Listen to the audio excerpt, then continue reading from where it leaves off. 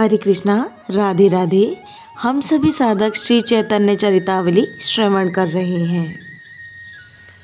प्रसंग है उन्मादावस्था की अद्भुत आकृति। श्री रघुनाथ गोस्वामी कहते हैं, बंद हुए तीनों द्वारों को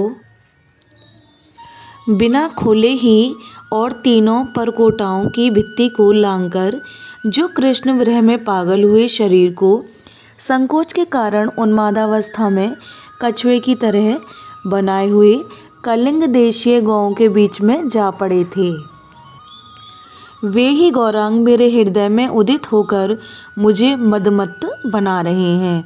महाप्रभु की दिव्य उन्मादावस्था बड़ी ही अद्भुत थी। उन्हें शरीर का ही जब होश नहीं था, तब शरीर को स्वस्थ रखने की परवाह तो रह ही कैसे सकती थी। अपने को शरीर से एकदम पृथक समझकर सभी चेष्टाएं किया करते थे। उनके हृदय को हिला देने वाली अपूर्व बातों को सुनकर ही हम शरीराध्य सियों के तो रोंगटे खड़े हो जाते थे।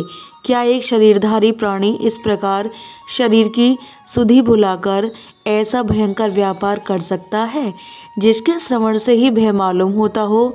किंतु चैतन्य देव ने तो ऐसी सभी चेष्टाएं की थी और श्री रघुनाथ दास गोस्वामी ने प्रत्यक्ष अपनी आँखों से उन्हें देखा था।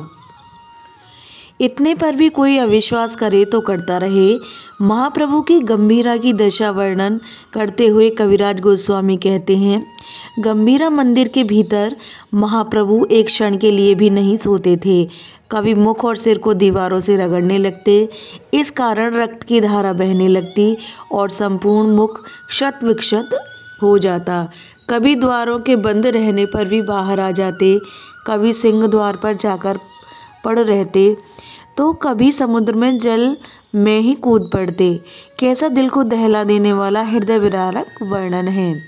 कभी कभी बड़े ही करुण स्वर में जोरों से रुदन करने लगते। उस करुणा क्रंदन को सुनकर पत्थर भी पसीजने लगते और वृक्ष भी रोते हुए से दिखाई पड़ते। वे बड़े ही करुणापूर्ण शब्दों में रोते रोते कहते, कहाँ मोर प्राणनाथ मुरली वदन, कहाँ करो कहाँ पाओ ब्रजेंद्र नंदन, कहाँ रे कहिब केवा जाने मोर दुख, ब्रजेंद्र नंदन बिना फाटे मोर बुक। हाय मेरे प्राणनाथ कहाँ हैं, जिनके मुख पर मनोहर मुरली विराजमान है, ऐसे मेरे मनोहर मुरलीधर कहाँ हैं? अरे मैं क्या करूं, कहाँ जाऊं? मैं अपने प्यारे ब्रजेंद्र नंदन को कहाँ पा सकूंगा? मैं अपनी विरह वेदना को किससे कहूँ? कहूँ भी तो मेरे दुख को जानेगा ही कौन? पराई पीर को समझने की सामर्थ्य ही किसमें है? उन प्यारे ब्रजेंद्र नंदन प्राणधन के बिना मेरा हृदय फटा जा रहा है। इस प्रकार वे सदा तड़पते से रहते। मछली जैसे कीचड़ में छटपटाती है, सिर कटने पर बकरे का सिर जिस प्रकार थोड़ी देर तक इधर उधर छटपटाता सा रहता है, उसी प्रकार वे दिन रात छटपटाते रहते। रात्रि में उनकी विरह वेदना और भी अधिक बढ़ जाती। उसी वेदना में वे स्थान को छोड़कर इधर उधर भाग जाते और जहाँ भी बेहोश होकर गिर पड़ते वहीं पड़े रहते। एक दिन की एक अद्भुत घटना सुनिए। नियमानुसार स्वरूप गोस्वामी और राय रामानंद जी प्रभु को कृष्ण कथा और विरह के पद सुनाते रहे। सुनाते सुनाते अर्धरात्रि हो गई। राय महाशय अपने घर चले गए। स्वरूप गोस्वामी अपनी कुटिया में पड़ रहे। यह तो हम पहले ही बता चुके हैं कि गोविंद का महाप्रभु के प्रति वात्सल्य भाव था। उसे प्रभु की ऐसी दयनीय दशा असहाय थी। जिस प्रकार वृद्धा माता अपने एकमात्र पुत्र को पागल देखकर सदा उसके शोक में उद्विग्न सी रहती है, उसी प्रकार गोविंद सदा उद्विग्न बना रहता। प्रभु कृष्ण विरह में दुखी रहते और गोविंद प्रभु की विरहावस्था के कारण सदा खिन्न सा बना रहता। वह प्रभु को छोड़कर पल भर भी इधर उधर नहीं जाता। प्रभु को भीतर सुलाकर आप गंभीरा के दरवाजे पर सोता। हमारे पाठकों में से बहुतों को अनुभव होगा कि किसी यंत्र का इंजन यदि धक धक शब्द करता रहता है, सदा उसके पास रहने वाले लोगों के कान में वह शब्द भर जाता है। फिर सोते जागते में वह शब्द बांधा नहीं पहुंचाता, उसकी ओर ध्यान भी नहीं जाता। उसके इतने भारी कोलाहल में भी नींद आ जाती है। रात्रि में सहसा वह बंद हो जाए तो झट उसी समय नींद खुल जाती है और अपने चारों ओर देखकर उस शब्द के बंद होने की जिज्ञासा करने लगते हैं। गोविंद का भी यही हाल था। महाप्रभु रात्रि भर जोरों से करुणा के साथ पुकारते रहते, श्री कृष्ण गोविंद हरे मुरारी, हे नाथ नारायण वासुदेवा। ये शब्द गोविंद के कानों में भर गए थे, इसलिए जब भी ये बंद हो जाते तभी उसकी नींद खुल जाती और वह प्रभु की खोज करने लगता। स्वरूप गोस्वामी और राय महाशय के चले जाने पर प्रभु जोरों से रोते रोते श्री कृष्ण के नामों का कीर्तन करते रहे। गोविंद द्वार पर ही सो रहा था। रात्रि में सहसा उसकी आंखें अपने आप ही खुल गईं। गोविंद शंकित तो सदा बना ही रहता था। वह जल्दी से उठकर बैठ गया। उसे प्रभु की आवाज़ नहीं सुनाई दी। घबराया सा कांपता हुआ वह गंभीरा के भीतर गया। जल्दी से चकमक जलाकर उसने दीपक को जलाया। वहाँ उसने जो कुछ देखा उसे देखकर वह सन्न रह गया। महाप्रभु का बिस्तरा ज्यों का त्यों ही पड़ा है। महाप्रभु वहाँ नहीं है। गोविंद को मानो लाखों बिच्छुओं ने एक साथ काट लिया हो। उसने जोरों से स्वरूप गोस्वामी को आवाज़ दी, गोसाई गोसाई, प्रलय हो गया, हाय मेरा भाग्य फूट गया गोसाई, जल्दी दौड़ो, महाप्रभु का कुछ पता नहीं।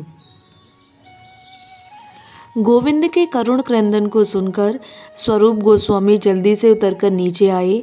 दोनों के हाथ कांप रहे थे। कांपते हुए हाथों से उन्होंने उस विशाल भवन के कोने कोने में प्रभु को ढूंढा।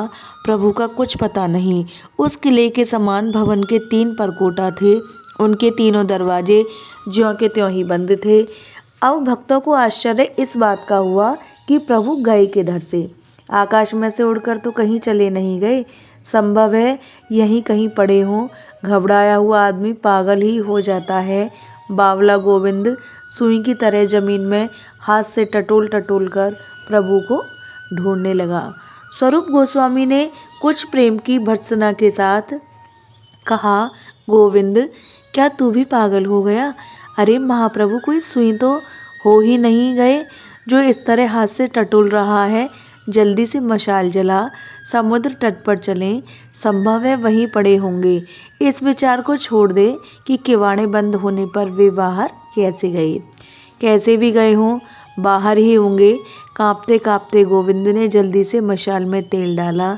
उसे दीपक से जलाकर वह स्वरूप गोस्वामी के साथ जाने को तैयार हुआ। जगदानंद, वक्रेश्वर पंडित, रघुनाथ दास आदि सभी भक्त मिलकर प्रभु को खोजने लगे। सबसे पहले मंदिर में ही भक्त खोजते थे, इसलिए सिंह द्वार की ही ओर सब चले। वहाँ उन्होंने बहुत सी मोटी मोटी तेलंगी गौओं को खड़े देखा। पगला गोविंद जोरों से चिल्ला उठा, यही होंगे। किसी ने उसकी बात पर ध्यान नहीं दिया। भला गौओं के बीच में प्रभु कहाँ। सब आगे बढ़ने लगे, किंतु विक्षिप्त गोविंद गौओं के भीतर घुसकर देखने लगा। वहाँ उसने जो कुछ भी देखा उसे देखकर वह डर गया। जोरों से चिल्ला उठा, गोसाई यहाँ आओ, देखो यह क्या पड़ा है। सभी उसी ओर दौड़े, कोई भी न जा सका। यह गौओं के बीच में कौन सा जानवर पड़ा है। गौएं उसे बड़े ही स्नेह से चाट रही हैं। गोविंद मशाल को उसके समीप ले गया और जोरों से चिल्ला उठा, महाप्रभु हैं। भक्तों ने भी ध्यान से देखा, सचमुच महाप्रभु ही हैं। उस समय उनकी आकृति कैसी बन गई थी उसे कविराज गोस्वामी के शब्दों में सुनिए। महाप्रभु के हाथ पैर पेट के भीतर धंसे हुए थे। उनकी आकृति कछुए की सी बन गई थी। मुख से निरंतर फैन निकल रहा था। संपूर्ण अंग के रोम खड़े हुए थे। दोनों नेत्रों से अश्रुधारा बह रही थी। वे कूष्मांड फल की भांति अचेतन पड़े हुए थे। बाहर से तो जड़ता प्रतीत होती थी, किंतु भीतर ही भीतर वे आनंद में विह्वल हो रहे थे। गौएं चारों ओर खड़ी होकर प्रभु के श्री अंग को सूंघ रही थीं। उन्हें बार बार हटाते थे, किंतु वे प्रभु के अंग के संग को छोड़ना ही नहीं चाहती थीं। फिर वहीं आ जाती थीं। अस्तु भक्तों ने मिलकर संकीर्तन किया, कानों में जोरों से हरिनाम सुनाया, जल छिड़का, वायु की तथा और भी भांति भांति के उपाय किए, किंतु प्रभु को चेतना नहीं हुई। तब विवश होकर भक्तवृंद उन्हें उसी दशा में उठाकर निवास स्थान की ओर ले चले। वहां पहुंचने पर प्रभु को कुछ कुछ होश होने लगा। उनके हाथ पैर धीरे धीरे पेट में से निकलकर सीधे होने लगे। शरीर में कुछ कुछ रक्त का संचार सा होता हुआ प्रतीत होने लगा। थोड़ी ही देर में अर्धब्राह्य दशा में आकर इधर उधर देखते हुए जोरों के साथ क्रंदन करते हुए कहने लगे, हाय हाय, मुझे यहाँ कौन ले आया? मेरा वह मनमोहन श्याम कहाँ चला गया? मैं उसकी मुरली की मनोहर तान को सुनकर ही गोपियों के साथ उधर चली गई। श्याम ने अपने संकेत के समय वही मनोहारिणी मुरली बजाई। उस मुरली रव में ऐसा आकर्षण था कि सखियों की पांचों इंद्रियां उसी ओर आकर्षित हो गईं। ठाकुरानी राधा रानी भी गोपियों को साथ लेकर संकेत के शब्द को सुनकर उसी ओर चल पड़ी। आहा, उस कुंज कानन में वह कदम विटप के निकट ललित त्रिभंगी गति से खड़ा बांसुरी में सुर भर रहा था। वह भाग्यवती मुरली उसकी अधरामृत पान से उन्मत्त सी होकर शब्द कर रही थी। उस शब्द में कितनी करुणा थी, कैसी मधुरमा थी, कितना आकर्षण था, कितनी मादकता, मोहकता, प्रवीणता, पटुता, प्रगल्भता और परवशता थी। उसी शब्द में बावली बनी मैं उसी ओर निहारने लगी। वह छिछोरा मेरी ओर देखकर हंस रहा था। फिर चौंक कर उसने कहा, स्वरूप, मैं कहाँ हूँ? मैं कौन हूँ? मुझे यहाँ क्यों ले आए? अभी अभी तो मैं वृंदावन में था, यहाँ कहाँ? प्रभु की ऐसी दशा देखकर स्वरूप गोस्वामी श्रीमद् भागवत के उसी प्रसंग के श्लोकों को बोलने लगे। उनकी श्रवण मात्र से ही प्रभु की उन्मादावस्था फिर ज्यों की त्यों हो गई। वे बार बार स्वरूप गोस्वामी से कहते, हाँ सुनाओ, ठीक है, वाह वाह, सचमुच, हाँ यही तो है, इसी का नाम तो अनुराग है। ऐसा कहते कहते वे स्वयं ही श्लोक की व्याख्या करने लगते, फिर स्वयं भी बड़े करुण स्वर में श्लोक बोलने लगते। ये श्री कृष्ण ना तो हमारे प्रेम को ही जानते हैं और ना उसके विच्छेद से होने वाली पीड़ा का ही अनुभव करते हैं। इधर यह कामदेव स्थाना स्थान का विचार नहीं करता, इसे हमारी दुर्बलता का ज्ञान नहीं है। हम पर प्रहार करता ही जा रहा है। किसी से कहें भी तो क्या कहें, कोई पराई पीर का अनुभव भी तो नहीं करता। हमारे जीवन और कष्ट की ओर भी तो ध्यान नहीं देता। यह यौवन भी अधिक टिकाऊ नहीं है, 2-3 दिन में इसका भी अंत है। हाय विधाता की कैसी वाम गति है। इस श्लोक की फिर आप ही व्याख्या करते करते रह कहने लगे, हाय दुख भी कितना असहाय है, यह प्रेम भी कैसा निर्दयी है। मदन हमारे ऊपर दया नहीं करता, कितनी बेकली है, कैसी विवशता है। कोई मन की बात को क्या जाने, अपने दुख का आप ही अनुभव हो सकता है।